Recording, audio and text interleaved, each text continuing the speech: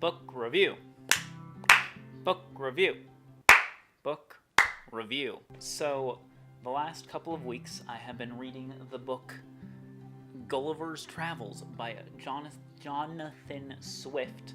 And I just finished it today, and I wanted to make a video about it because it was a really interesting book that I think people should read. And people know the name Gulliver's Travels, but haven't really read the book, and it was a really good book. So the book is broken up into 4 parts. The Gulliver's Travels in Laputa, Brobdingnag, something like that, Laputa, and Hornheiminen. A bit of backstory about Gulliver, which is kind of in the beginning of the book, is that he was English-born, raised around Europe, kind of going to various schools, learning various trades, and ends up becoming a surgeon, and he enjoys traveling, so he becomes a surgeon on various ships that go out to sea, and that's usually how he ends up on his various misadventures with something going wrong. The first story is he is on a ship that's I don't even know what the ship is supposed to be out doing, but they get into a storm that wrecks the whole ship, and he washes up on an island. And when he wakes up on the island, he is tied down by a bunch of tiny little people. And this first story is what the Jack Black movie that we all love so much, Gulliver's Travels, is based off of, is the one journey in the book. And so he's captured by these little people who are terrified of him, and they kind of keep him somewhat imprisoned because he's not really fighting back. He doesn't want to hurt them. So then he swears fealty to their king, and he learns that there's two nations of these 6-inch tall people on this island, and he is sworn to one that's at war with the other. And his main journey, the main thing that he does in this story is he goes and travels from the kingdom he's sworn to across kind of a channel that's a couple hundred yards apart, swims to their little island, and grabs their fleet of 600 ships and drags them back through the shallows of the water back to the kingdom that he is sworn to. And that's his main exploit, which eventually the king of Lilliput, which is where he's sworn to, gets all not jealous, but kind of scared of him, doesn't trust him, and is trying to find a way to have Gulliver killed. And Gulliver has a friend in court that tells Gulliver about this. So Gulliver then goes to the kingdom that he stole the 600 ships from and finds some sort of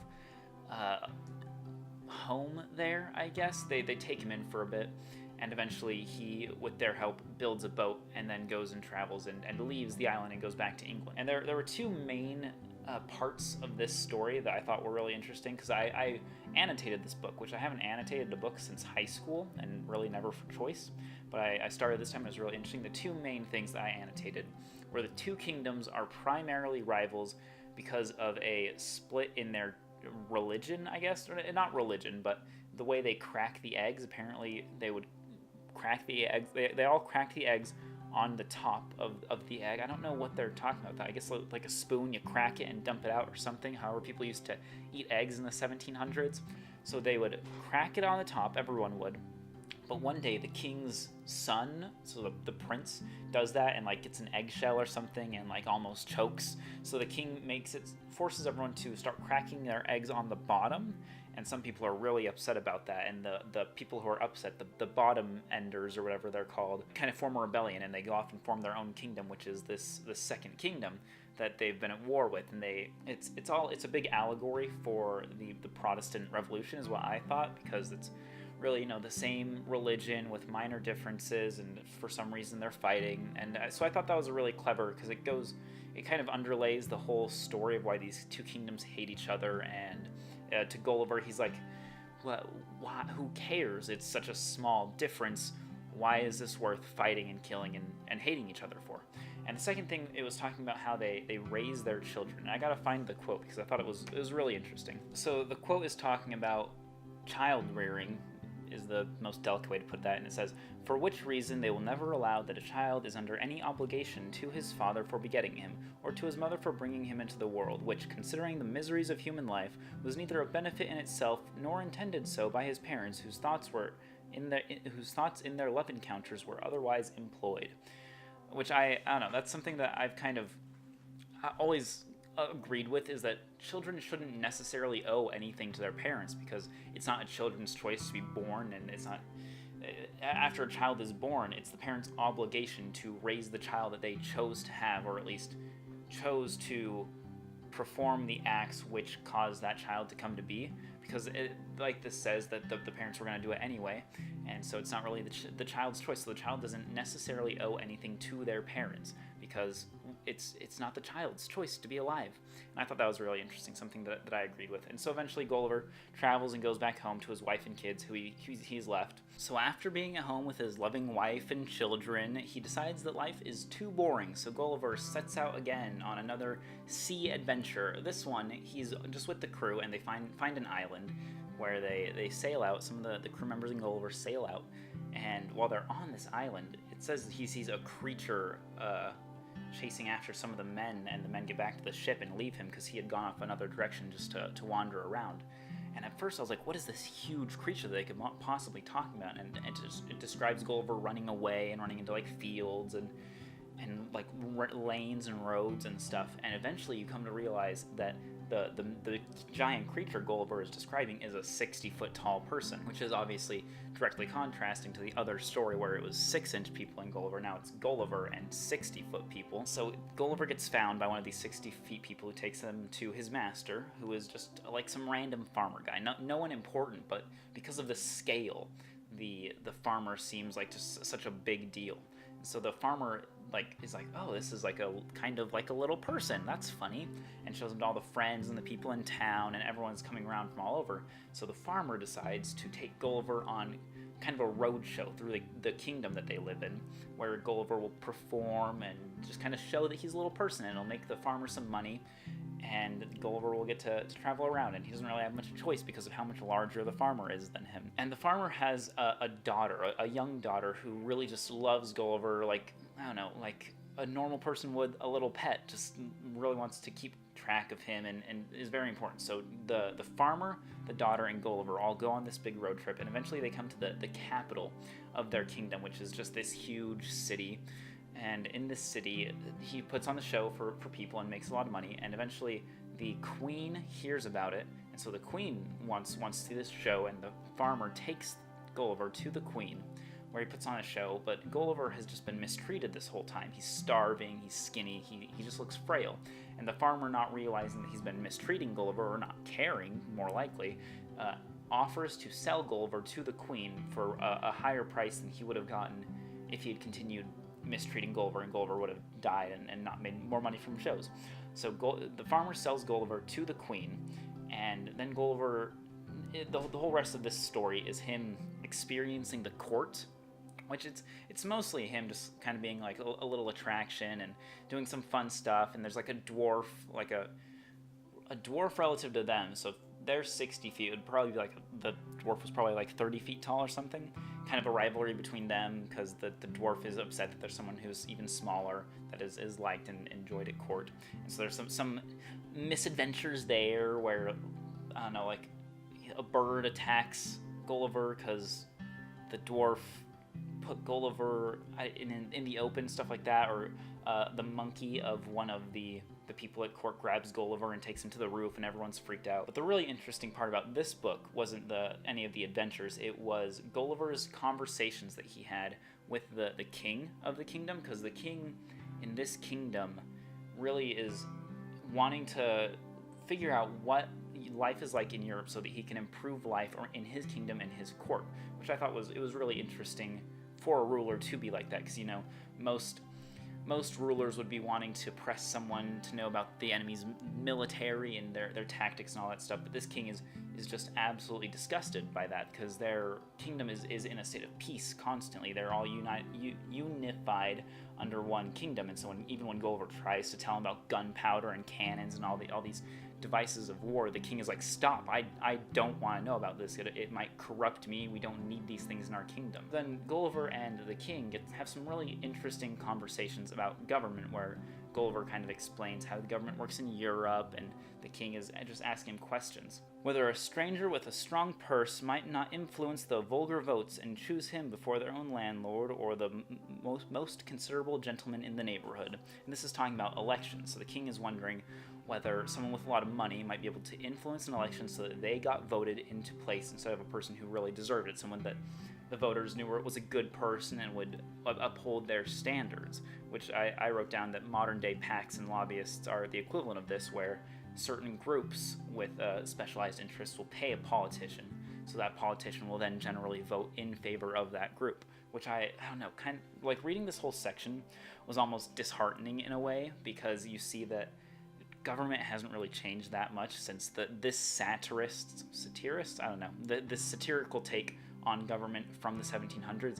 It's a lot of the same problems, where there's just like corruption and people paying for certain interests to be more important, and the king is just disgusted by this. He keeps asking questions, asking whether or not one politician might choose to in place policy that benefits him and gets him money, over putting in place a policy that will help the people. And Gulliver is like, well, yeah, of course they do that. Everyone does that. Then there's this one section, which when I read it, I was like, I know that there's something really, really important being said here, but I can't decipher, because the whole book is written in 1700s English, so while you can usually get by and understand what's being said, like there's some parts that are really hard to translate. So this part says, he said he knew no reason why those who entertain opinions prejudicial to the public should be obliged to change, or should not be obliged to conceal them.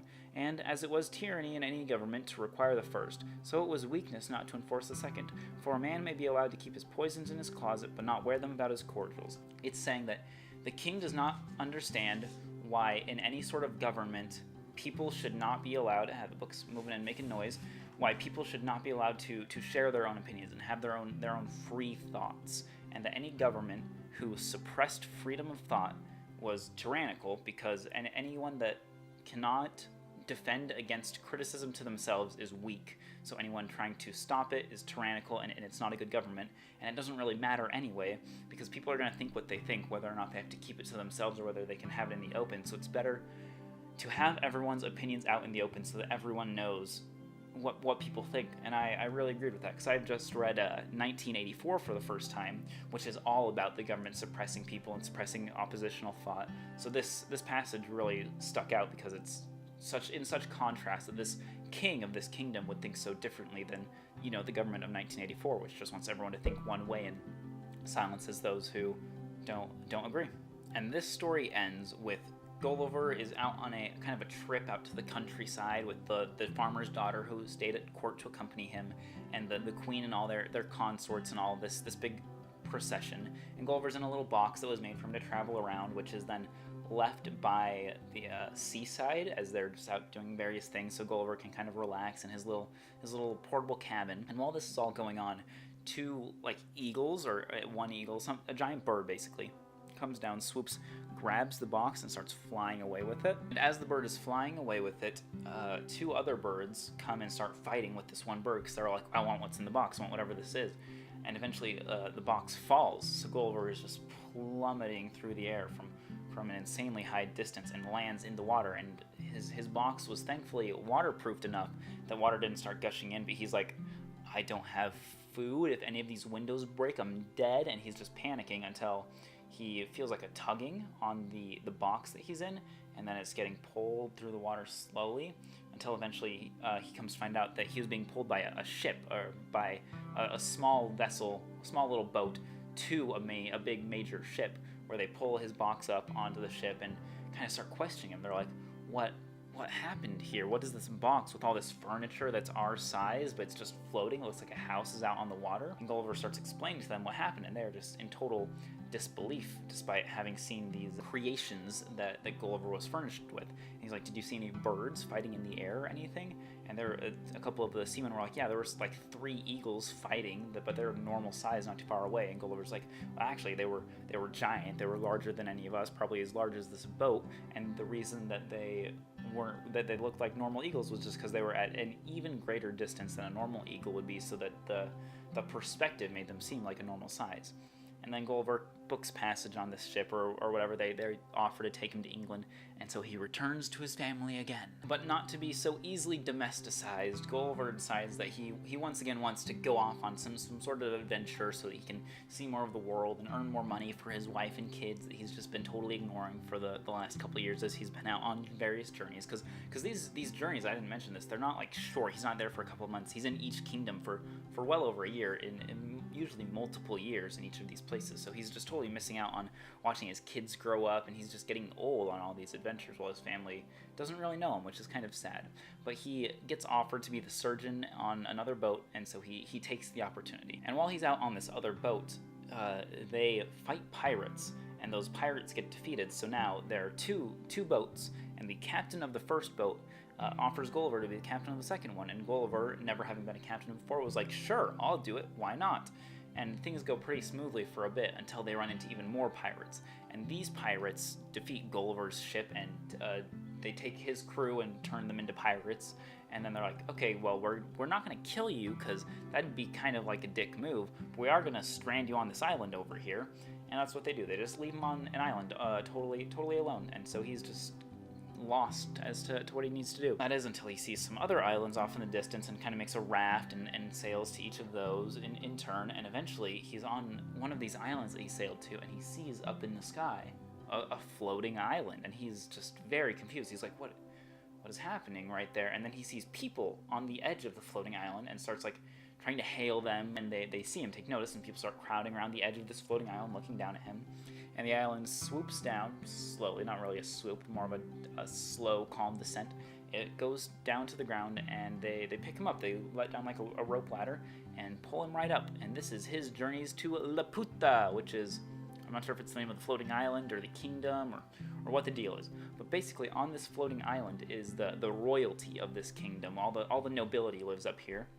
And the floating island travels around across the kingdom, kind of keeping the citizens in check, really, and they keep them in check by the threat of taking the floating island and dropping it onto cities, which they've done in the past. They'll just descend and crush cities in their entirety, which is pretty crazy. Now, the people of Laputa pride themselves in their ability in art and math. So they are really good at like astronomy and all sorts of calculations, and then they're also really good at, artsy things like music and decorations and whatnot. But in every other subject, they don't see the worth, and so they just totally, they don't have any respect for it, and they don't practice it themselves.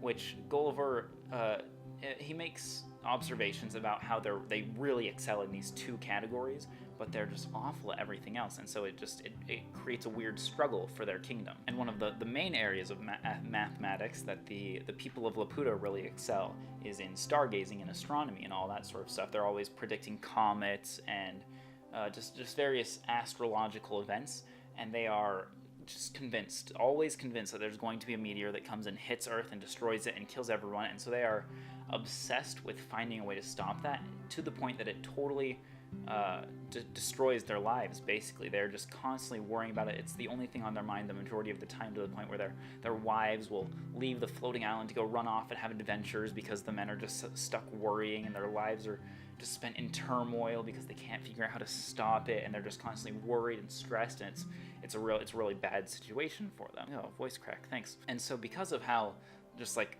awful these people are to be in the company of, Gulliver eventually requests that he is able to go down to the island, and his one friend at court, his one friend is like the nephew or the brother or something of the king, the prince, and he is detested among all the other people of Laputa because he is bad at math and he is bad at arts, but he's a really kind person, and he's a good physical specimen. He's a good thinker. He's a nice person, basically. He's what most of us nowadays would consider a good person, if a bit bad at math and art. But because he is bad at those two things, he is completely detested among the court, and he becomes Gulliver's friend, and he requests the king prince guy to let Gulliver go down, and the request is granted. So Gulliver goes to a friend of his island friend, who is a lord down on the ground, and as he is taken around the town and the fields that this lord oversees, he sees that the people are dressed in rags, the buildings are falling apart, the fields are just, there's nothing growing in them and nothing going on, and Gulliver's like, man, what's up with this? This looks really bad. And the lord on the ground is like, I'll explain it all in time. And so he takes Gulliver back to his estates. And as soon as Gulliver gets to his estates, lands are just lush and beautiful. The buildings are of an old architecture. They're really sound. They're just beautiful buildings. All the people there are dressed nicely. The Lord comes to explain to Gulliver that the people of Laputa are so obsessed with knowledge and making everything as efficient as possible that they just wholeheartedly dive into it. So instead of trying to find a new farming technique that'll make everything grow better, or a new building technique that'll make things stronger, and testing those on a small scale, making sure they work, and then, enacting them on a large scale like we would, or like any informed, reasonable civilization would, they totally raise the old system that works and does its job well, and they destroy it in order to replace it with the new untested system as soon as possible. And because of that, the people are suffering, and they've been suffering in the land for a long time. So eventually Gulliver goes to the university of the area where all of the people are. I think they're called, let me find the word, projectors. They're like the scientists of the area, and they all have a certain topic that they love, or they don't love it, but it's what they study. It's their main focus is to figure out this one area of expertise, and they're all just crazy. Let me find some examples for you. So the first projector that Gulliver meets with is trying to figure out a way to harvest sunbeams from cucumbers. So I guess the logic there is that the cucumbers receive the sunlight, and that's how they grow, and so they can take the sunlight from the cucumbers and use it as a light source is his goal, and he doesn't have any success with it, obviously. The second man, his job, he's like an old man. Gulliver enters the room and is just immediately just overcome with an awful smell, because this man's job is to figure out a way to take human excrement, extract all the unsavory parts of it, and make it back into edible food. And Gulliver is just the whole time in there, he's like, this is just absolutely disgusting, because it is.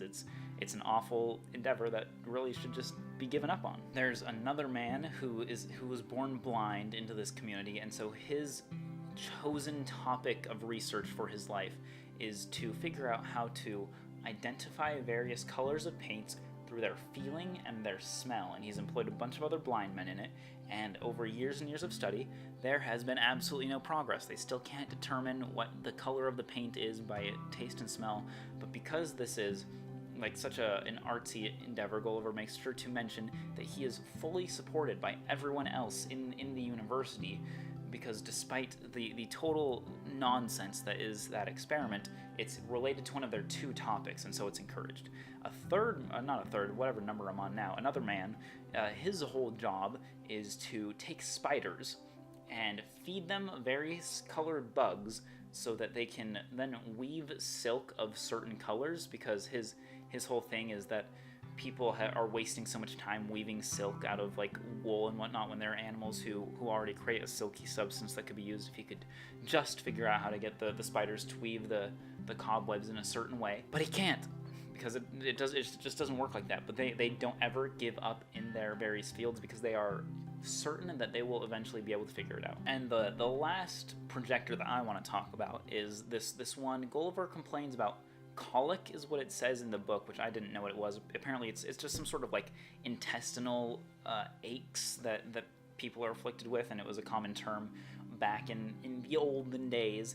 And there is a projector at the university whose specialty is kind of curing colic, and he has some success with it, some not. And so Gulliver is taken to this guy who shows him his process, which is to take bellows, stick it up the butt, and then blow air in, or suck air out, suck it out and blow it out, and suck it and blow it, or just go back and forth really quickly, basically just filling the bowels with air. And he performs it on a dog in front of Gulliver, and it kills the dog. This guy just kills the dog in front of Gulliver, and then he's like, hey, do you want to try it? And Gulliver's like, I'll pass. This whole section just shows how these people are so obsessed that they can't see through common sense to show that these projects are just insane and really won't work, but they endeavor to complete them anyway. Eventually Gulliver gets bored with the people of Laputa, as I imagine we all would after spending a bit of time in their company, and so he asks how he can get home.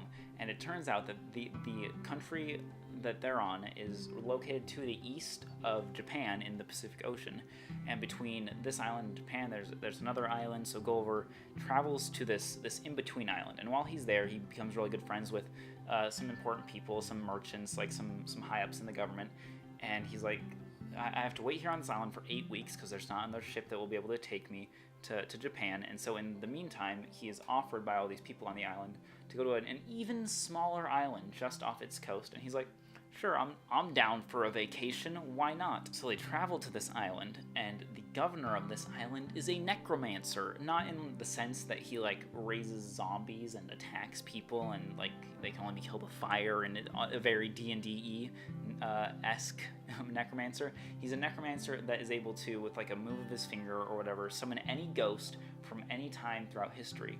And so Gulliver spends several weeks there because he's really interested, and he at first is scared of the ghost, but after a couple days gets over it. And once he gets over it, the governor of this island offers, he's like, hey, who do you want to talk to? Let's have some conversations with people.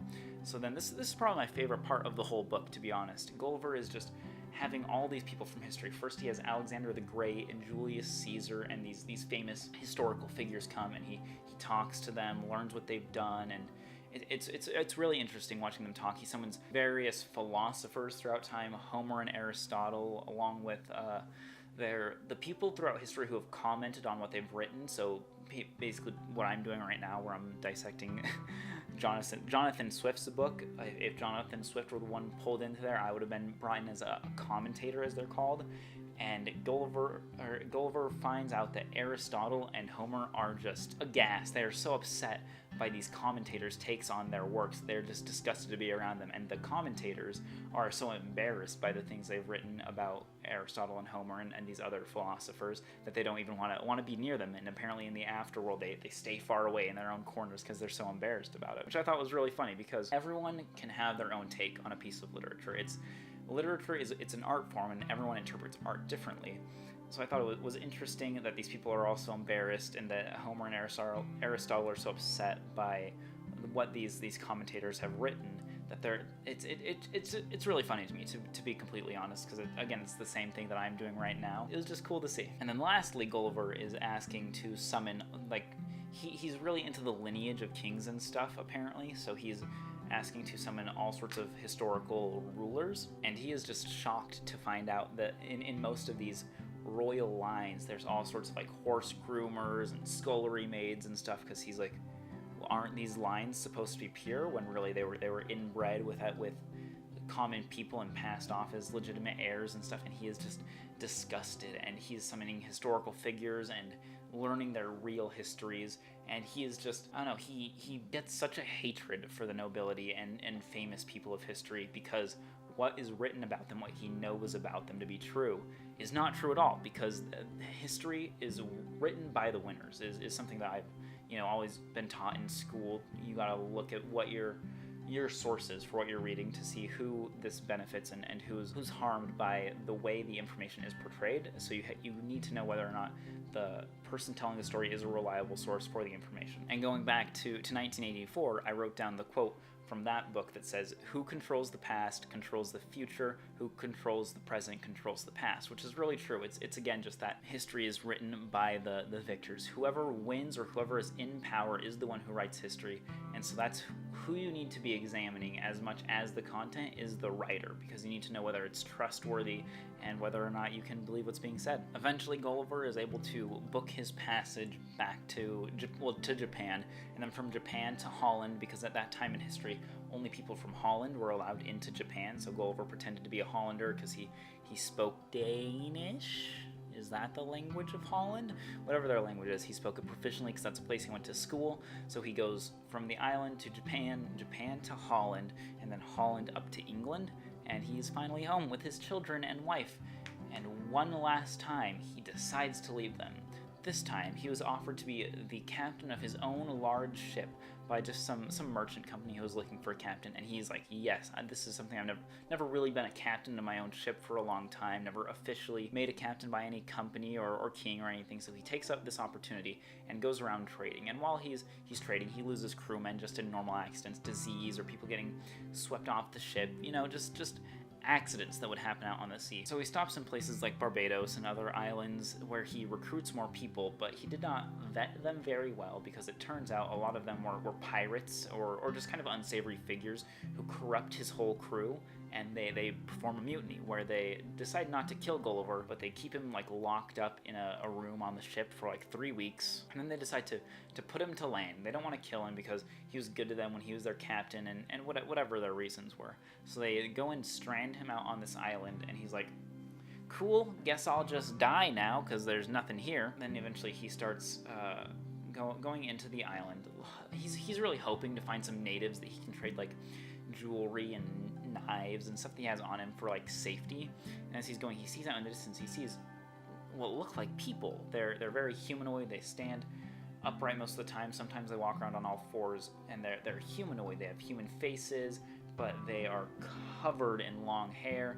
Skin's totally like dark. It's like, you know, what the animal of the skin of a furry animal looks like. They have really long claws. They're great at climbing trees. And eventually Gulliver gets the attention of one of these creatures, and it comes and starts harassing him. He smacks it with the flat of its sword, and after he smacks it with his sword, it starts howling and screaming, which draw a bunch more. Gulliver gets backed up against a tree while they're all out in front of him, and then they show up from above, and they're just like defecating on him from the branches above, and he's just like, I don't know what I'm supposed to do now. And then they just get spooked, and they all run away, and Gulliver's like, I don't know what happened, but I'm kind of scared, because it would seem that something that scared these off so instantly has arrived. And he just sees like a horse just walking down a trail, and he's like, oh, okay, it's a horse. And so the horse comes up to him and is like kind of interacting with him in a way that you would think a sentient being would interact, kind of like inspecting his clothes, kind of looking at him, respond, like being surprised when Gulliver talks to it. Then another horse comes, and the horses start talking in like their brays and their neighing, and Gulliver's like, this actually sounds like an intelligent creature talking and having some sort of discussion. So Gulliver decides that they're wizards, and that they have somehow been transformed into horses. So he speaks to them, being like, if you are wizards, you'll be able to understand me regardless of the language that I am speaking. The horses are like, and they just don't respond, but they're like surprised that he's talking and being so coherent. So these horses are able to guide Gulliver back to a building, and where he thinks, like, you know, whoever tamed these beings just has to be so superior to humans that we can't even understand, because they've tamed such incredible creatures. And he just finds more horses in the house, and he's really confused. He's like, where's the human masters? And they treat him nice. They get him food somehow, and he's really confused. Eventually he realizes that the horses are the masters, that they were actually using language to communicate, and that they're really intelligent. So he slowly, over the course of weeks and weeks and weeks, starts to learn their language, which is really just neighs and braying in various tones, and he figures it out. And the horses call themselves the it's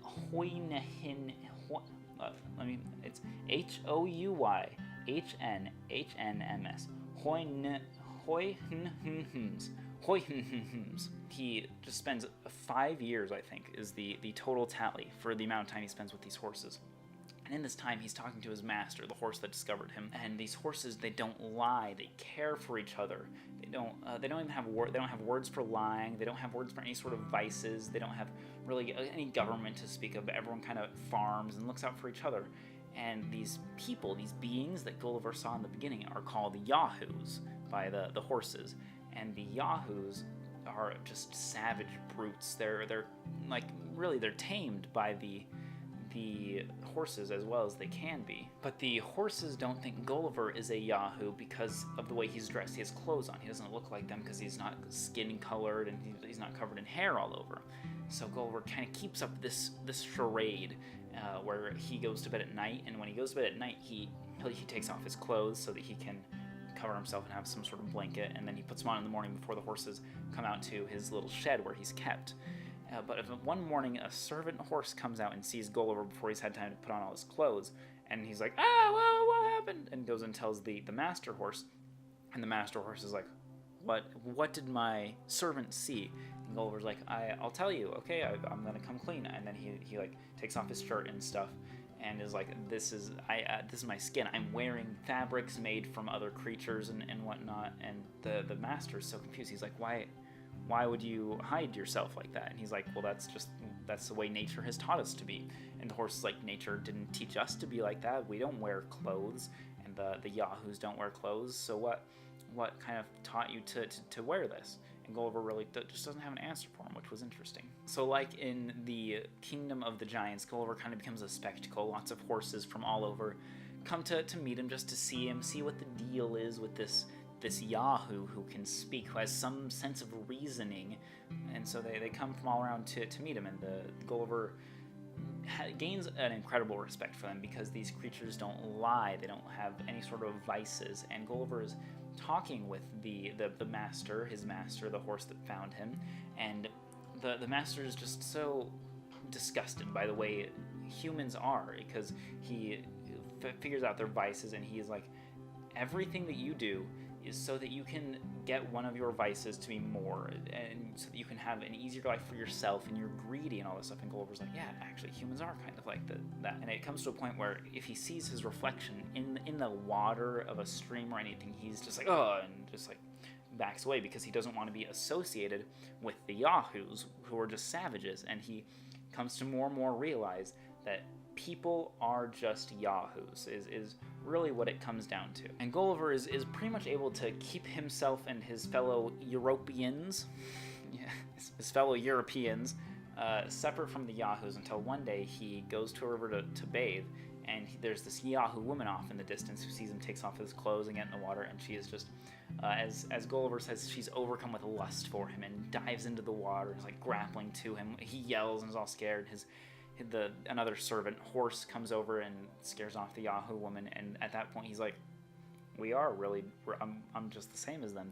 They can't tell me apart, and the horses can't tell me apart. The only people that can distinguish me from them are me, and what do I have to base that on, that I am any different from these Yahoos? The horses of the kingdom, their really only concerns are friendship and benevolence and good things and helping others, and just living like a fruitful life without any sort of avarice. So while these horses didn't have the same vices as people, they weren't beholden to greed and immorality and thieving and hurting each other, it also shows that they don't really have any capacity for compassion. They're totally logical beings who just work to preserve themselves and the same beings of their race. It talks about them having children, but they don't care for their children. There's no love, there's no affection between mates, and it's kind of sad. It kind of shows this duality where you can't get rid of the bad things but keep all the good things, so they don't have all these faults that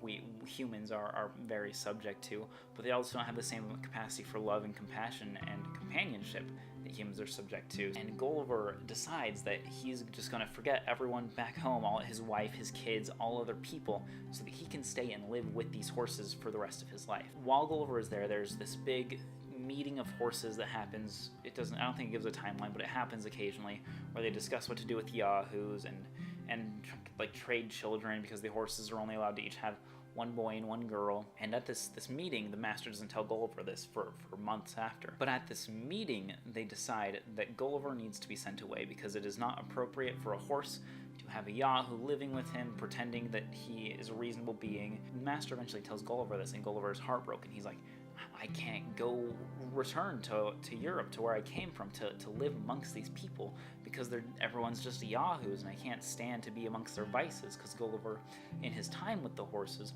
has come to value honesty and benevolence and friendship and all these just good traits. But such was the will of the horses that he be sent away. So Gulliver builds a ship, and he has decided he doesn't want to return to human civilization. He's going to go find some island and just live on it forever. So he sets sail, just kind of travels to some islands looking for a place to live. As he's sailing, he runs into an island where he goes to explore, and runs into some natives who shoot him in the knee with an arrow as he's fleeing on his boat.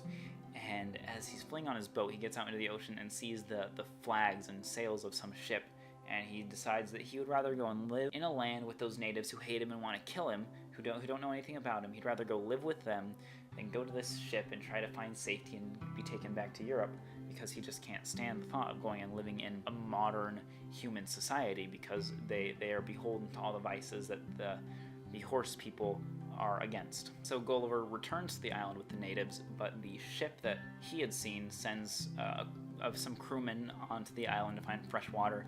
And while they're on that island, they find Gulliver in this strange attire, because he was on the horse island for 5 years. He didn't have his same clothes anymore. He'd made clothes of the skin of yahoos and various animal pelts and all this stuff. So like, oh, this is a crazy guy. I wonder what the deal with him is. And they get out of him that he's from England, and he speaks Portuguese, which they are Portuguese sailors. So they're like, oh, he's obviously not a native of this land. And so they take him back to the ship, very much against his will. He does not want to go, but they take him back to the ship, where he meets with the captain, and the captain's like, you're kind of crazy, so we're gonna keep you on the ship and take you back to Europe. While on the ship, Gulliver, he doesn't become friends, but he kind of grows to tolerate the Portuguese captain. So when they get back to Portugal, the captain takes Gulliver home, and Gulliver wants a room high up with no windows, nothing. He doesn't want to see people, because one time he looks out a window and sees a busy street of people and is just terrified. He runs back, and a week later, the captain eventually convinces Gulliver to go out and walk in the streets, and Gulliver had to plug his nose with tobacco or something so that he wouldn't be able to smell the people, because they just smelled like yahoos, which he had all these bad associations with all the faults that he came to find in humans and yahoos while he was living amongst the horses. Eventually, the captain somehow convinces Gulliver that he needs to return home to his family, where he won't be able to escape being around people, but he'll have control over his domain. He won't have to see people as much. He can live in as much solitude as he wants in his own realm. So Gulliver gets sent home by this captain, and when he's home, it's a mess, because he hates people so much, because he associates them with yahoos, and he sees himself more as one of the horses. He's told in the future that he kind of walks with like a trot, which he takes as a compliment, even though people are making fun of him. He speaks in kind of almost a braying tone, again, because he lived with these horses that he revered for so much for years, and it's made fun of for it, but he doesn't take it as something offensive. But while he's home, he cannot touch he can't hold hands with his kids. He can't have them too close to him. He won't eat anything that they've touched or prepared, and it's just a mess, and he's just so isolated from his whole family. And he says that at the time of writing, he's been home for 3 years or something, and it was only in the last winter that he finally allowed his wife to start eating in the same room at him at the other end of the table. And he says that maybe after another couple of years of practice, he'll be able to have like a neighbor over for dinner. Gulliver also buys 2 horses, who it says he talks with like very commonly, and that they understood him. Like he had conversations with them regularly, which I thought was interesting, because all horses apparently speak the same language as the ones on this remote island way out in the ocean, because humans don't understand each other. Gulliver didn't understand the yahoos on the island, so why would the horses of England understand these horses that they've been separated with for forever, really? And I thought that was I don't know, a weird little a thing that kind of bugged me. But like I mentioned before, the horses, while they weren't beholden to the vices of humans, they also didn't have the same feelings, the same emotional attachments to other beings.